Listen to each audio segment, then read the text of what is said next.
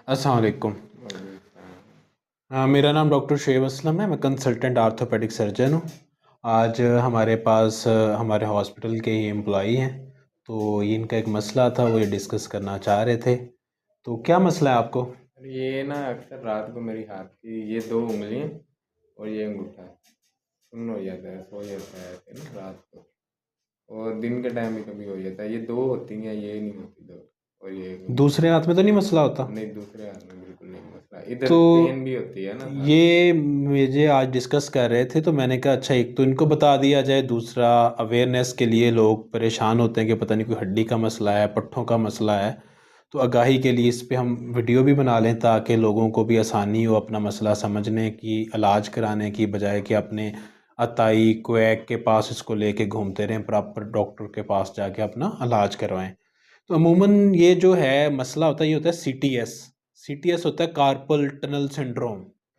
वो क्या होता है कि ये जो हाथ है, इसके अंदर एक पट्टा होता है जिसको कार टनल बनाता है। वो यहाँ से शुरू होता है और यहाँ पे आके लगता है। इस पट्टे के अंदर से 10 चीज़ें गुजरती हैं।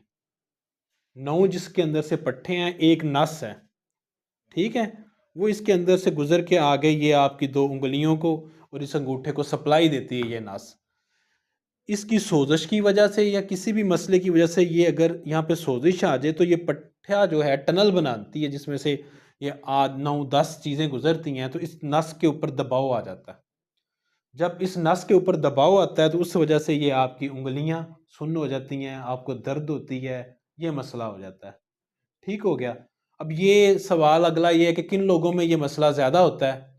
ये ख़वातीन के अंदर मसला ज़्यादा होता है। ये जो डायबिटिक पेशेंट होते हैं उनके अंदर मसला ज़्यादा होता है। जिनको गेंठिए का मसला हो उनके अंदर ज़्यादा होता है। जो स्मोकिंग करते हों, सिगरेट पीते हों, ड्रिंक करते हों, उनके अंदर इसका ज़रा रिस्क ज़्यादा हो जाता है। ठीक है। और इसकी जो तशख़ीस है उसके लिए कोई बहुत टेस्ट या एक्सरे की तो ज़रूरत ही नहीं होती। तशख़ीस अमूमन डॉक्टर से आप मुआयना करवाते हैं, उसी पे आपकी तशख़ीस हो जाती है कि आपका मसला क्या है।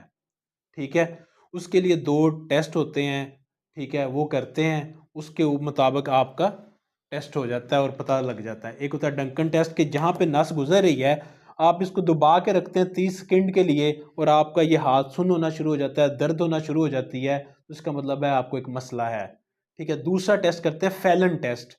उसमें दोनों हाथ ऐसे रखते हैं, इसके नस के ऊपर प्रेशर आता है, तो वो फिर वही अलामत उंगली के अंदर आना शुरू हो जाती हैं, जिससे ये कन्फर्म हो जाता है।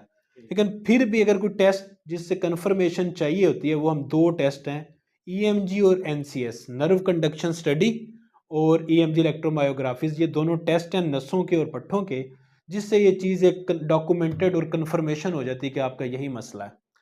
तो इसका अब इलाज क्या है? जैसे हम डॉक्टर साहब इनको, हम जो हमारे कोलीग ही हैं, इनको बताएंगे कि एक तो इन्होंने सबसे पहले एनसिड लेने हैं, ठीक है, दर्द के लिए, और दूसरा स्प्लिंट होती है, इसको पहन लेंगे, रेस्ट मिलेगी, बेहतर होगा। थर्ड चीज़ ये एक्टिविटी मॉडिफिकेशन, साइकिलिंग करते हैं, कुछ इस तरह का काम करते हैं जिसमें बार बार इस कलाई की हरकत हो, उस वजह से ये मसला ज़्यादा हो जाता है, वो ये अपना काम कम करेंगे। अगर इन चीज़ों से ये बेहतर हो जाएगा तो बहुत अच्छी बात है, नहीं तो नेक्स्ट फिर स्टीरॉयड इंजेक्शन लगाते हैं इस टनल के अंदर, जिससे बेहतरी होती है काफ़ी ज़्यादा। अगर ये जो है ट्रीटमेंट है, ये पहले वाली और इंजेक्शन, ये दोनों नाकाम हो जाती हैं, तो फिर थर्ड होता है ये जो टनल है, इसको हम ऑपरेट करके रिलीज़ कर देते हैं, इसको कट दे देते हैं, जिसकी वजह से ये खुल जाता है और इसके अंदर से सारा प्रेशर ख़त्म हो जाता है और ये उंगलियां, इसकी जो सुन्न होना, दर्द होना, वो बेहतर हो जाता है। और अगर इसका ये मसला चलता रहे और आप इसका प्रॉपर इलाज ना करवाएं, तो ये मामला इससे भी ज़्यादा बढ़ सकता है। दर्द और शुद्ध होने की वजह बजाय इससे आगे ये होगा कि यहाँ पे आपके पट्टे कमज़ोर होना शुरू हो जाएंगे इसके। ठीक है, तकलीफ और ज़्यादा बढ़ जाएगी। तो इसलिए अगर आप जो सुन रहे हैं, किसी को भी इस तरह का मसला हो, तो ये बिल्कुल इसका इलाज मौजूद है। आप किसी भी करीबी आर्थोपेडिक सर्जन से कंसल्ट करके इसकी अपना प्रॉपर ट्रीटमेंट करवाएं। और आप हमारा जो चैनल है इसको सब्सक्राइब करें ताकि आपको इसी से रेलिवेंट आर्थोपेडिक्स की वीडियोस, इंफॉर्मेशन, सारी अपडेट्स आप तक पहुंचती रहें। Thank you so much.